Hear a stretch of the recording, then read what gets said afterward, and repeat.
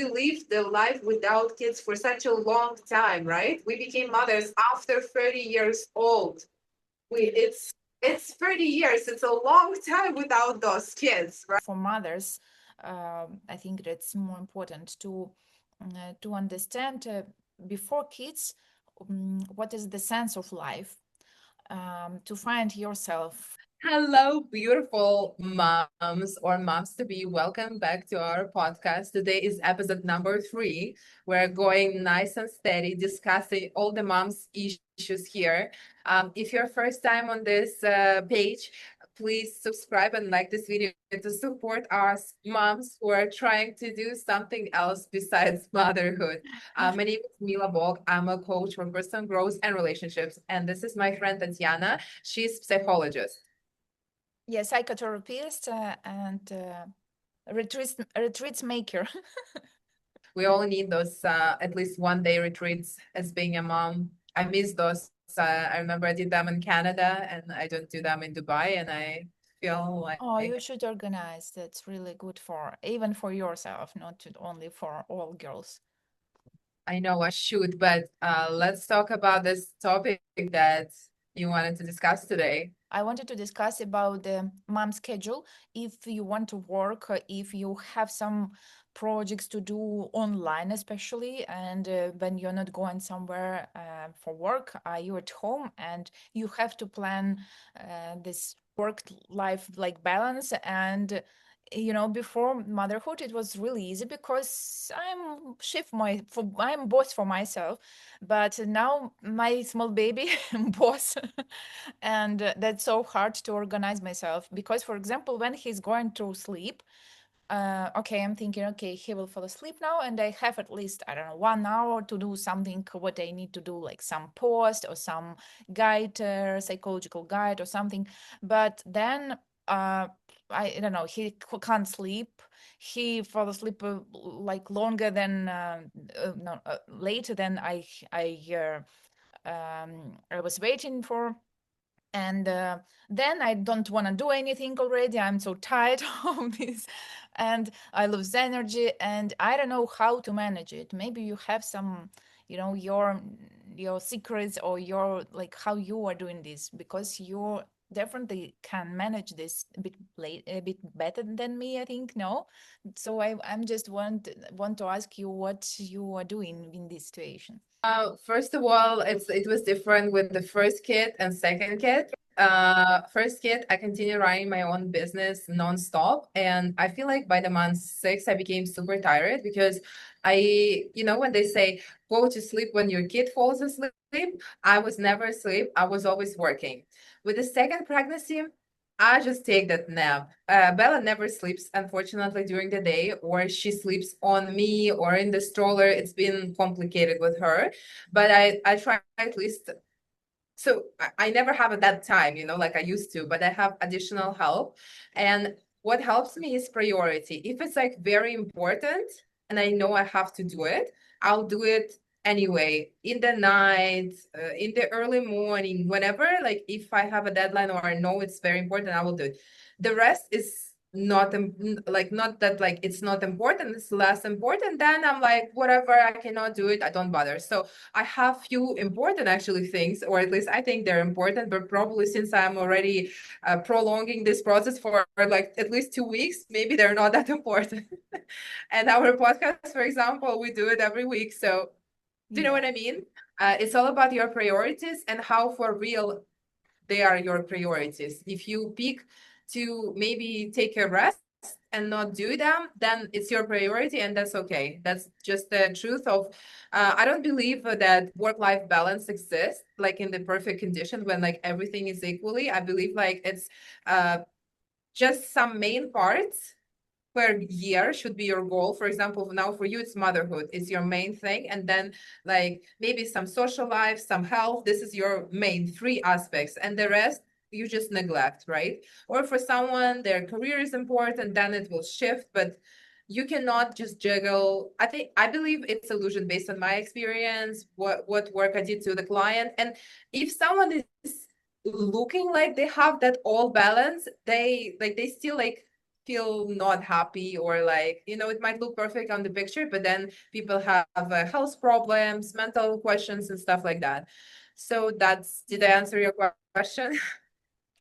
Yes, yes, you're right. It's about priorities, and yeah, but you know, for me, it's I have to stop my mind to my mind running and my thoughts running, and it's like, you know, before I was so active, I did a lot of stuff, and now I when I'm stop, it's really hard to stop my thoughts run, and some ideas, some, I don't know, wishes, and yeah, and that's why priority for me not really working. I mean, of course, as you said, health, some private life, some social life, yes, and also my psychotherapy clients meetings. Of course, that's still I'm doing this every day almost, and of course, it's really important, and of course, I can manage it.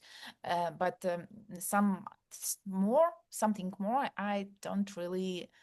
I can't even to, you know, schedule some sport, or because I'm at home with my baby and I can do something with my baby, but also that's not what I can plan and to put it in prioritize because priority because my baby is so active, and sometimes I'm so tired that I can't even, you know, to do something more. So yeah, that's not working at all. And you know, it's for me, it's like my illusion crushed every day when I plan something. That's like, okay, that's illusion again. Don't blame yourself. You can't do anything more than you're doing. um yeah, and today I understand really interesting thing, that I ask myself, if I have um if I have to choose what I can do, just one thing, and this all like my wishes about work, about social life, and everything, organize branches, retreats, do some post in Instagram, to make video reels, to post some stuff what I'm doing in our channel. So not our channel, I mean some woman a private channel. So I have a lot of things to do, and then I ask myself what exactly I want to do. Just one thing. If I can't do everything, what? Yeah. Just one thing, and that's my answer was really simple and faster. That I can do only. I would like to do only psychotherapy and meet with clients, because I feel Okay. this energy coming from client from my work. When I finish, I feel so good, and just one thing. And I was so happy to understand that you don't need to do everything, you don't need to run, you don't need to jump, especially when you're mom and in motherhood first years. Just choose some one thing which make you happy and what you can do, and that's my priority for now. Yeah, I understood, but also, you know, why you pick your sessions with your clients? Sorry, why? Do you understand why you pick the sessions? Because you mentioned so many things, and your favorite is to having sessions with your clients. And the rest is, like you mentioned, creating the video, some posts for Instagram, running something on Telegram, la la la. This is all like more about self-promotion, and you might not have the equal energy exchange for those doing those things, right? Whenever we post helpful video on Instagram, let's say, a lot of people might even like the video, right? It video might be even helpful for them, but they don't bother to put a like or comment. No one, of Yes, course, thinks how many hours you spend creating that video, editing the video, and that like you don't have like enough energy exchange for that matter. Most of the time, maybe you do, but you know, it's on occasion yeah, the thing that I hear a lot, that you know there is not enough feedback from the other side. And when you, for example, do a session with your client, you first of all getting that satisfaction, you help someone, you supported someone, first one, second one, you're doing something that you love to do and you're expert in, and third one, of course, you're getting some financials for that, right? Oh, So you yes. feel like it's equal, you give the energy, you get the Yes. energy back. That's how it's supposed to be. And with all those like running social media, doing videos, it's too much. Like I became super lazy. I just do videos on the go, and I have things that I want to share with people, and the way how I film them, how I edit them, I just really don't bother anymore, because if I have those ideas how I want to present, I just do it. And if it doesn't work for someone, they're not ready to take that information. And it doesn't matter if I put makeup, didn't put, was the end goal, just like go and record. For me now, more important what I say, just for that same reason, because I used to spend more time on creating videos, and now I don't. Yeah. Yeah. Yeah, perfect. That's perfect. What you say, that's so good. It's so um, relaxing. Yes, some relaxing job in social media. I mean, no, I mean not job, just Yeah, but um, that's a job, right? Like, yes, and some yeah, it's a job that no one gets paid. It's all for potential things, and of course, we get some clients from social media. That's why we do it. It's obviously good to build your own brand, but sometimes it feels not like you are not enough happy or satisfied.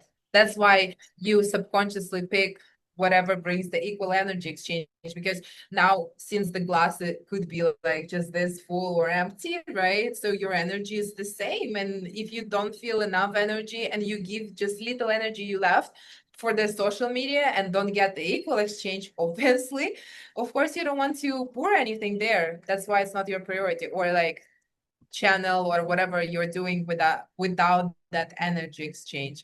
I talked to one girl recently. She was saying like how she poured all her soul into Telegram channel, but people not even reacting. It's like a free Telegram channel where she shares some thoughts, and she's expert in certain field, and people just don't bother to read or to comment. That's why I feel like paid Telegram channels way better, because if someone needs it, they will pay, then they will yes, react, read it. Versus the other way around could be tricky, because you still spend so much energy, but yes, you yes, never know what you give too much credit. And I know you wanted to do metaphorical association cards today, yes, right? yes. Let's I do it. I brought, Uh-huh.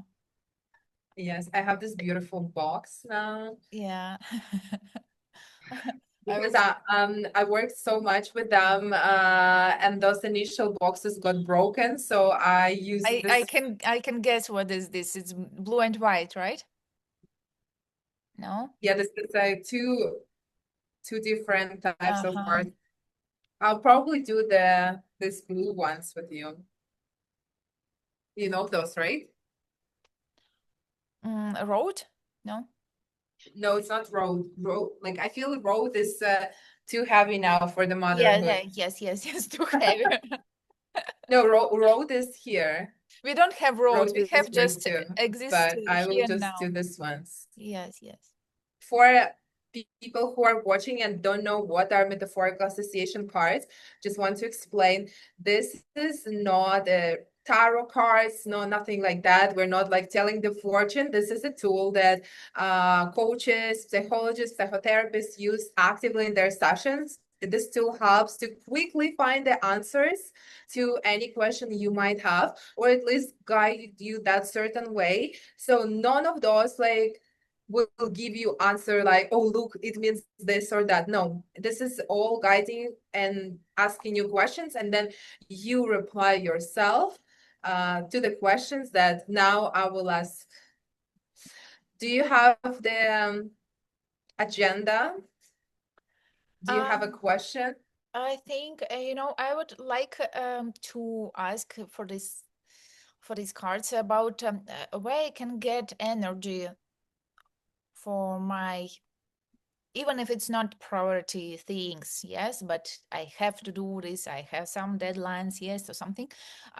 Let's ask like this: where I can get energy for doing something what is not really in priority, what is not really Okay. important, but still what I have to do or what I want to do, but to get energy.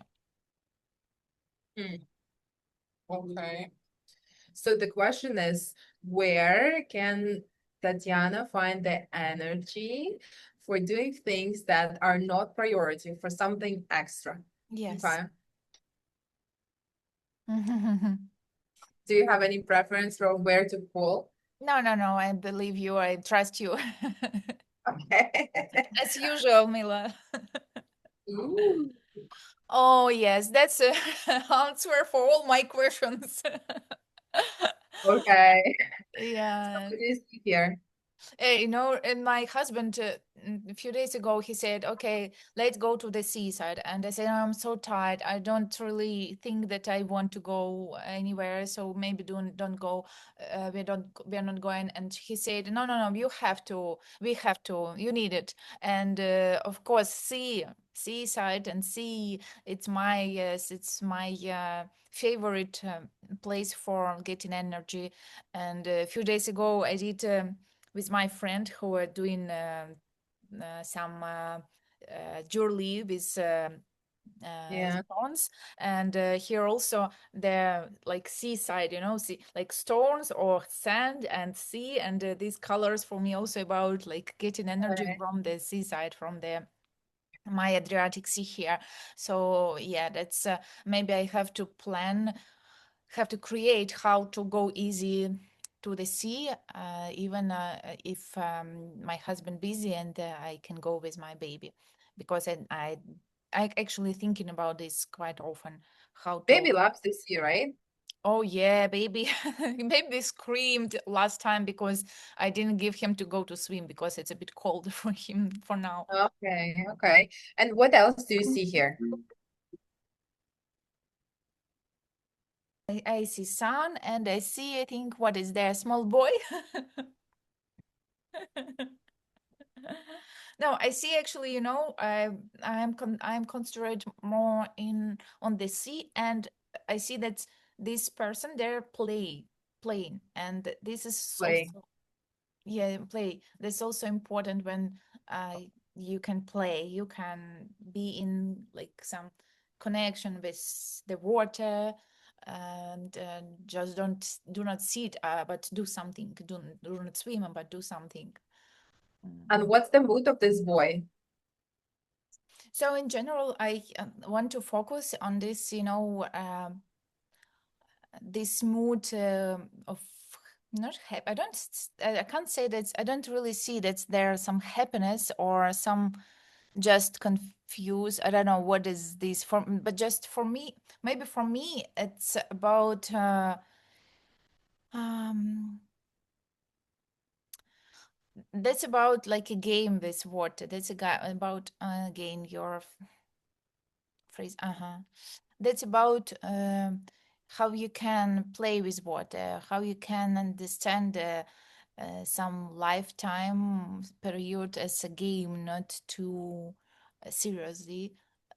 Maybe you can explore how you can transfer this mood of joy and game into the tasks like every day. How can you remind yourself and stay in that playful mood?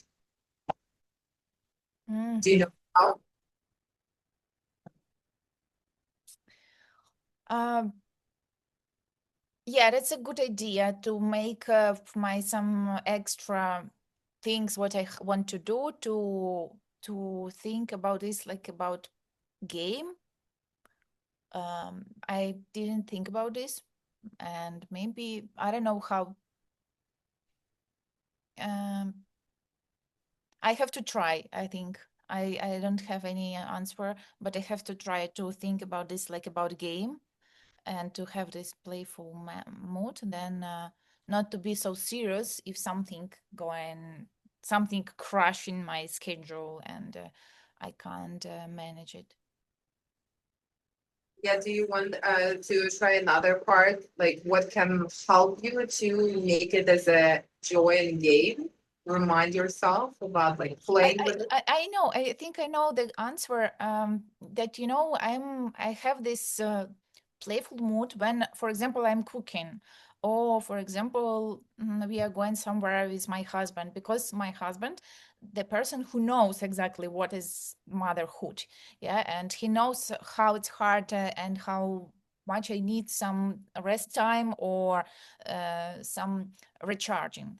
But for people in Instagram, or my some partners who has kids, but still, for me it's really hard to behave as mom when I have to be serious, when I have to do something really like important for someone else, or for social media.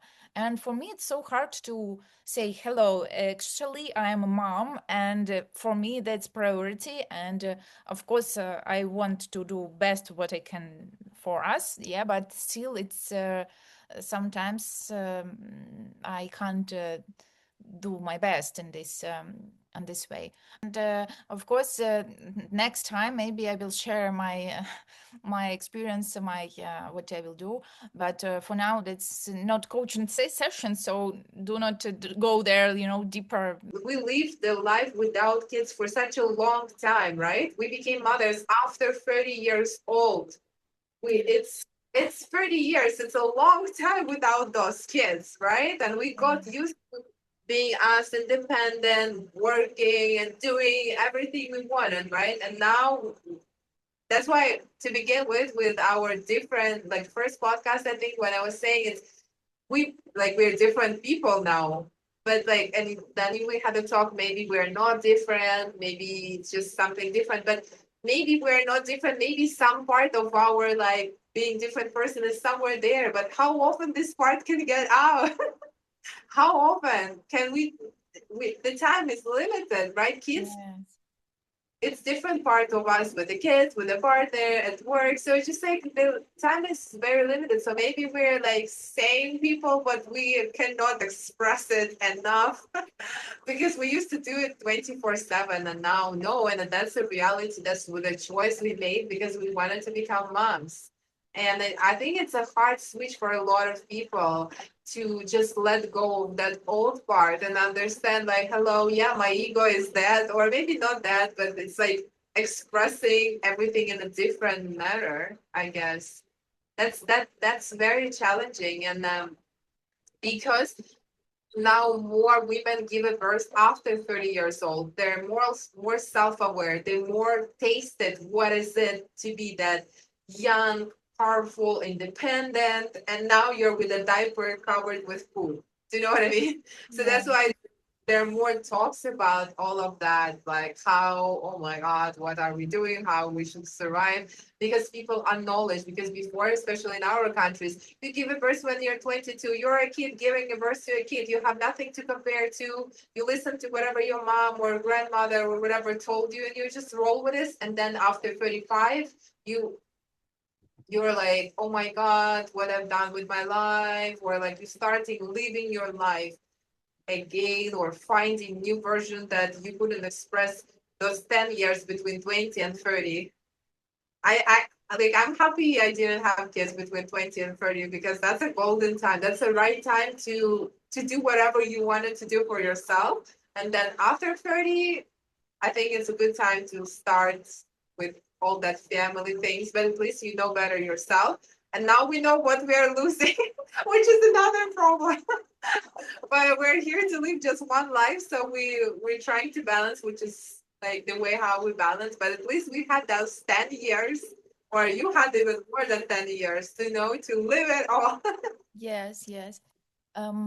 Yeah, I'm agree with you. But I think in the end, as you said, we all die, and in the end, I think um, more important for us to, for every person, but for mothers, I think that's more important to understand before kids, what is the sense of life, to find yourself sense of life, what to make you happy without kids or husband, what you want to live after your death. Here also we are not include kids or some kids here in this list, what you want to left. And then um, when you know what is your sense of life, that's much easier to manage everything in motherhood, because you know that you can put your sense in every act, every minute of your life. You can make your life full of this sense, even if you're sitting or sleeping with baby and you can't do anything, but you know that you can put there your sense, what you can then use and like experience for your like job or something. And then this sense stay with you all the time. And I think for me it's more important now to remember about this sense, and to follow this sense in every moment, especially hard moment. And later you share that with your kids. Like Nicholas is almost 5. Yeah. So now I'm passing some of my knowledge to them. And later we will share more and more, right? How to navigate those life waters with the kids. And it's beautiful. Yeah. So motherhood is just an amazing journey. Okay, that was really nice to talk to you, and we have to finish because my kids already here. Please, everybody who is still watching, share your experience. We want to hear it and to know how are you going through those tough moments. What helped you? Maybe you can try to act with joy. Maybe with the joy and relaxation towards your tasks, and let us know in next week. Да.